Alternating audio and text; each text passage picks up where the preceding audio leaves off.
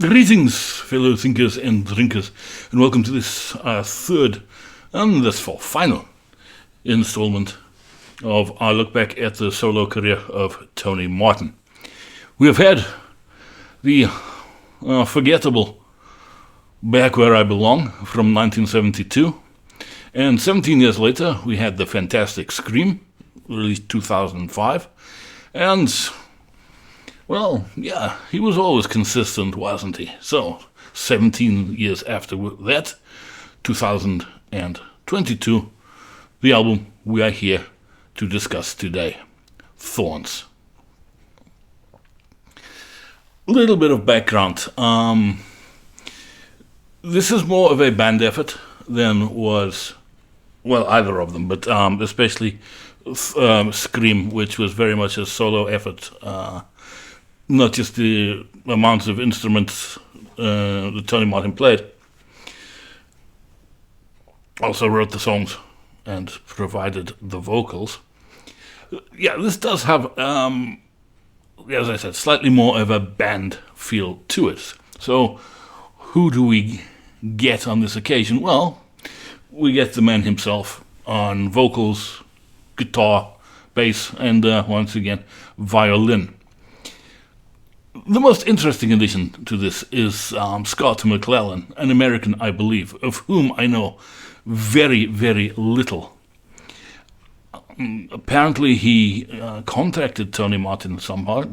I think this was during the pandemic, the lockdown, wasn't it? And they communicated electronically and put this album together.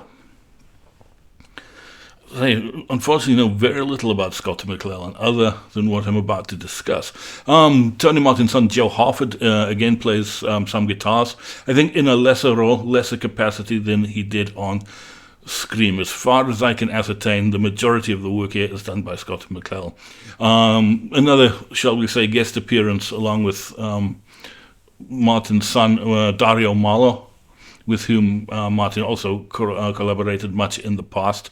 But again, not 100% sure what he played on. On bass we have Magnus Rosen, ex of Hammerfall, and also of Tony Martin's touring lineup. Greg Smith, who's been around the block quite a lot, perhaps most famous for his stint with Ted Nugent on bass. Bruno Saar on keyboards, again, I'm afraid know nothing of. And Danny Needham, who I believe has a stint, or perhaps still is, with Venom, on drums. Couple of guest appearances here. Pamela Moore, who, again, has been around quite a lot, perhaps most prominent for her work with Queensryche. Provides a backing vocal, more of which later. And Laura Harford. I'm assuming some familial relationship here, given the surname, who is credited as a voice actor. Again, we will get to this. The album was produced and mixed by Pete Nudek and Harry Hiss. Okay, so much for the background. What do we get? Well, the album opens in fantastic style with As the World Burns. As an opening track, this is a real statement of intent. It's an assertive, driving modern metal riff. It's got a fantastic rhythmic foundation, precision, it's solid, it's forceful. But what you notice about the song, it's got a great, multifaceted musical arrangement to it. And another one of these very strong chorus, pre-chorus sections that really give it that sort of, it's an earworm effect, but I'm sure you know what I mean. Catchability, perhaps, the word I'm looking for, which does not detract from its depth or seriousness. It's a really strong song, though. Martin's in really fine form here with his voice. His voice soars. It's got its power. It's got its, but it's controlled here. It really, it's a very controlled performance, very mature performance, and it goes with the power and the menace, I think, which is very suitable for the track, but he retains a very definite melodic edge. As I said, the rhythm section is excellent on this, really drives this along. And this is, I could probably say this for every track, but let me just get it out of the way. The tightness and the oppositeness of the rhythm section is just one of the instances, I think, that gives this much more of a band feeling than one certainly got on Scream, not to mention Back Where I Belong. But it is obvious. This style of drumming, it's very obvious that this is not Cozy Powell. It is that type of, I don't want to say thrash drumming, but modern metal drumming, power metal drumming, very heavy on the double bass, very in your face, very direct. But it works particularly well here.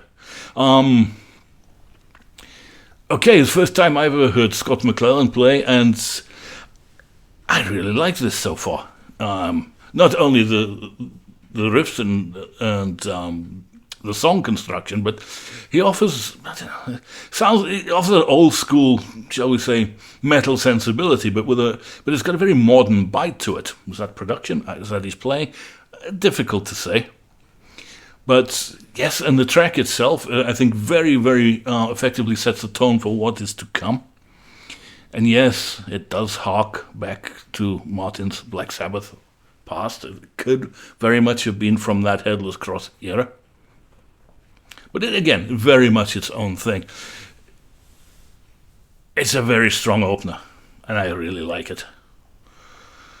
Second up, Black Widow Angel. It's got more of a seductive groove to this. You'd have to say more of a mid-pace effort. Again, it's very heavy, though, and it's very dark, and it's very menacing, and I really like it. Vocally, yeah, this is Tony Martin's offering some really dramatic phrasing, not just here, but where it's called for on the album itself. But he really captured the spirit of this one. Lyrically, is the storytelling best. This is really good. Say it's a mid-tempo effort. It's very atmospheric. It's got a nice hypnotic drive to it. Eerie, melodic elements contribute to it. Yes, it's a gothic mood. Maybe that's a trope by now, but they do it well. The execution is excellent on this. Once again, yes, I have to say, the guitar work of Scott McClellan is fantastic. For somebody I've never heard of, very impressive, I have to say. Although just because I haven't heard of him. And again, I have to say, as I said on the other song, this does sound much like a band. More like a band than was certainly evident on the last two efforts, even on Scream. I don't know why. It's a very difficult thing, I think, to rationalize, but this just sounds more like a band effort, and I really think that improves it. Okay, third song is Book of Shadows. This is an epic, haunting, very haunting, slower composition, which really goes for mood and atmosphere.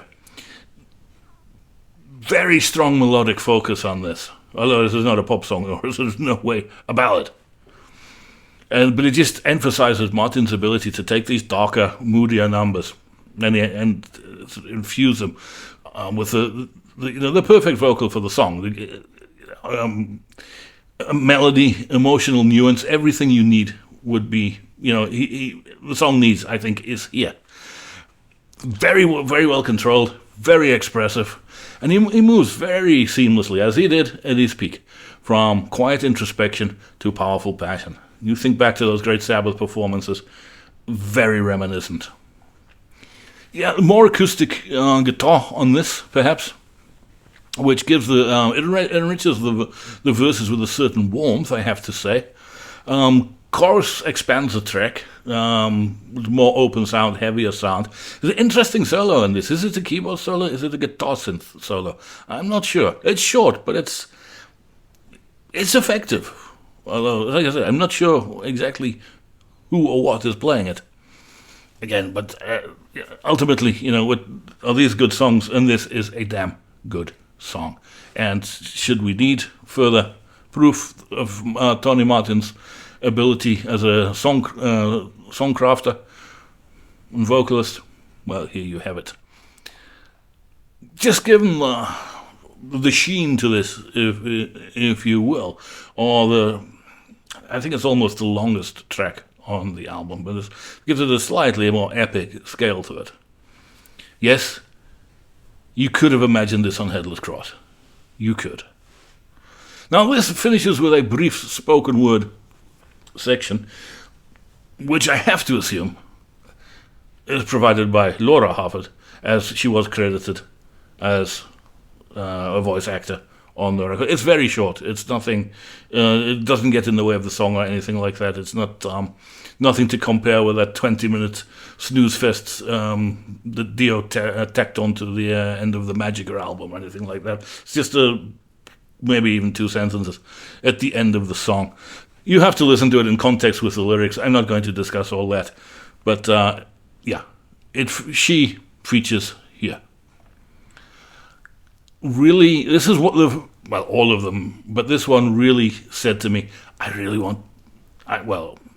would really like to hear this live. I really would. Okay, we move on to Crying Wolf,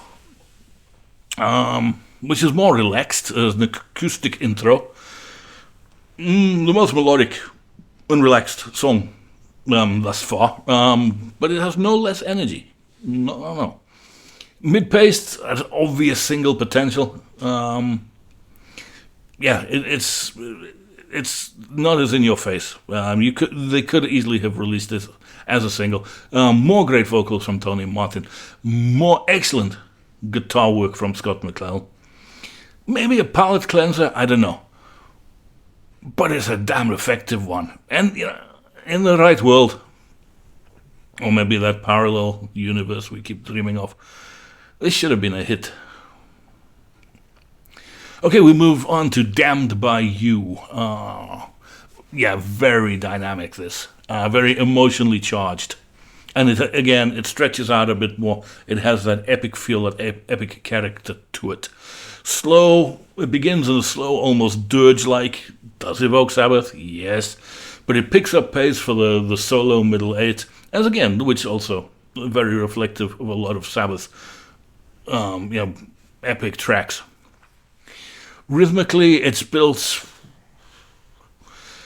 sultry blues perhaps in the groove somehow. I don't know, but it's still very much a metal song, I have to say.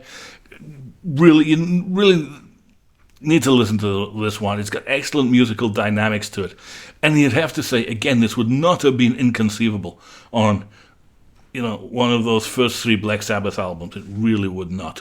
And another fantastic vocal performance.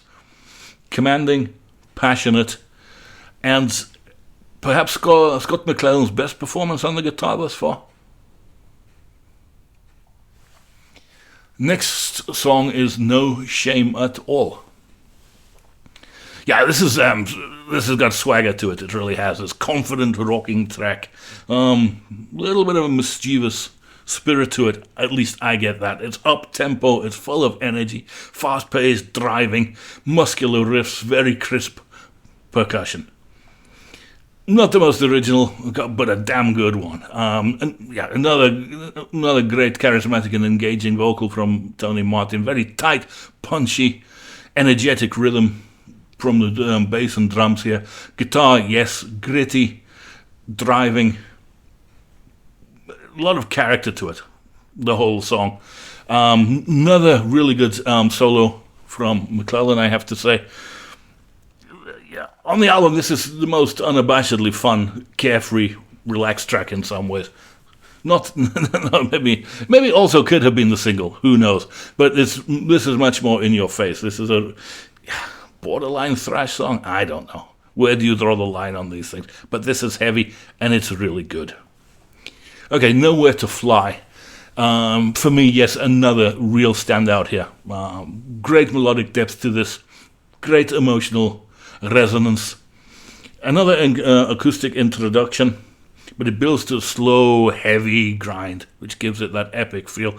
Another great Martin vocal. Soaring, expressive vocal lines. Yes, very much does go back to those epic vocals he gave on Headless Cross and Tear. Love the way the song's arranged, though. It gives the really intense instrumental work on this, but it gives space for the vocals to shine. It just works the way they do it. Maybe it's the way they mixed it. I don't know. But, no, absolutely great song. Another very elegant solo from McClellan, which, something I'm starting to notice, perhaps I should have noticed earlier. As impressive as he is, he's not wanking. He's not showing off in that ostentatious way. He serves the song. No better example than on this. Absolutely love it. Okay, we move on to Passion Killer. So again, it's a very aggressive track, high energy. Another very dramatic effort, I'd have to say. Very in your face. Excellent musical arrangement, again. These are not just, consistent beat, riff, a slight uptake or downtake in tempo for the middle eight of the chorus. No. These are very well thought out and arranged songs. No better example than this. Although, you could probably say that about all of them. More excellent guitar work here. More excellent vocals here. Another excellent performance for the rhythm section. I am going to deduct a couple of points for this. For his repetitive use of the chorus of Passion Killer. It comes across as a bit uninspired. And this is very repetitive. It happens about twice, maybe 3 times in the song, but it's like when you're waiting for something else to happen, either musically or vocally, it's just Passion Killer. It's okay. Yeah. Does it ruin the song? Of course not. It's a really good song. It's just, could have done better with that bit. Okay, Run Like the Devil. This is, again, I have to say, this sounds like they had a lot of fun with it. There's a lot of urgency and fun. Not a bad combination. It gallops along. It gallops but doesn't sound like Iron Maiden. So kudos for that, if nothing else. Another very solid display by the rhythm section here. They're really on top form, and they've come to the party on everything thus far. But it is perhaps more prominent on this, given the construction of the track. Everybody else is great. The guitar work, the vocals, superb on this. This is perhaps the most straightforward, quintessential heavy metal piece on offer, but it's well crafted, very skillfully delivered, and with much conviction. Again, it's one of those things that if they toured this, it would have been a very good show opener. Okay, This Is Your Damnation. Well, this is a very striking, I have to say, and unexpected departure from the heavier, more darker, more somber, eerie material thus far. If you remember back to my Scream review, I said that the bonus track, the Japanese bonus track, flirted dangerously with hip-hop elements. This flirts equally dangerously with what sounds to me like country elements. Yes. Now, here Pamela Moore does a guest vocal, and she sings the first couple of verses at least. And it's almost like it's a narrative that she will sing. And again, I'm not discussing the lyrics. Listen to them yourself. Everybody, make your own judgment. She sings, and Martin sings the chorus, which is kind of, it's a reaction to what she sung in the verse. Martin then sings the last verse. Much more acoustic focused here, and I said that you can't deny that country tinge to it, which is it's very incongruous here, but I can't quite bring myself to dislike it. And trust me, I have tried. I really have, but I can't. But again, maybe it's because that's just the opening couple of verses where Pamela Moore is providing the vocals. Once we get to the chorus and the latter half of the track, or the ending of the track, it's much more in a rock metal vein. And there it is really impressive. Yeah, it's very different. But I don't know, something about that country thing, I don't know. But fair dues. No, look, I mean, they've gone for something different, something adventurous, something unexpected. They've transcended traditional metal boundaries, shall we say, and, hats off for the willingness, the artistic range, the artistic vision, the willingness to do that. Fair enough. Respect it. As I said, I when I first heard it, but again, listen to the song. It's not that bad, and at least for me, the offending parts are they're very obvious, but they're mercifully short in context, and the song is mercifully short, as one of the shortest tracks on the album. It's strange, but it is what it is. Okay, the title track closes things out, and it does so with much grandeur to finish. It's very powerful and very emotionally resonant, and it's a classic closing track, title track. Closest thing that comes to mind would be Nightwing from Headless Cross, and it's not a replica of that, but in spirit, it's the closest thing that comes to mind. It begins with a somber, cinematic even introduction, and it develops into a majestically layered composition. It really is an impressive piece of music, and Tony comes to the Tony comes to the party even with the required vocal. And again, this is a great way to go out. Instrumentally, it's lush, it's rich, but it doesn't overwhelm. It's another one of these. They've given it space within the song for it to grow and for it to be appreciated. Yeah, an absolutely fantastic song and a really great way to end the album. Well, that was that. This should have been huge. It really should. At the time, and quite rightly, I know this was 2022, had the touring cycle kicked off again? Was the world slowly getting back to normal? I can't remember. It's all of 3 years ago. It did receive, almost universal critical acclaim. And rightly so. I don't know how it sold, but I'm assuming it didn't set the world on fire. Sad, but I'm assuming that to be the case. Basically, this is his most accomplished solo work to date. It's confident, it's finely crafted. It combines the weight of the classic heavy metal with a modern precision and a modern inventiveness and a willingness to be different, to take risks, there's not a particularly straightforward song here.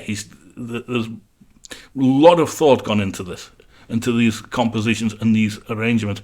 And again, with Scott McClellan there, they seem to work together very, very well.